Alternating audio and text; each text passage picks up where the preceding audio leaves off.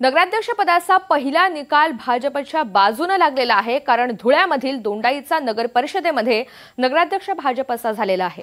दोंडाईचा वरवाडे नगर परिषदेच्या निवडणुकीमध्ये मोठा राजकीय संघर्ष सुद्धा पाहायला मिळालेला होता आणि घडामोडी घडल्यानंतर आता भाजपच्या उमेदवार नयन कुंवर रावल यांची नगराध्यक्षपदी बिनविरोध निवड झाली आहे। त्या राज्याचे मंत्री जयकुमार रावल यांच्या मातोश्री असून भाजपकडून नगराध्यक्ष पदाच्या अधिकृत उमेदवार होत्या।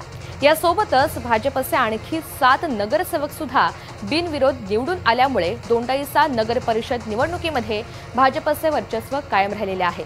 या निवडणुकीमध्ये महाविकास आघाडीच्या राष्ट्रवादी शरद पवार गटाच्या उमेदवार शरयू एकनाथ भावसार यांनी नगराध्यक्ष पदासाठी आपला अर्ज दाखल केला होता, मात्र त्यांच्या कुटुंबियांवर महानगरपालिकेचा कर थकवल्याचा आरोप करत भाजपकडून त्यांच्या उमेदवारीवर हरकत घेण्यात आली।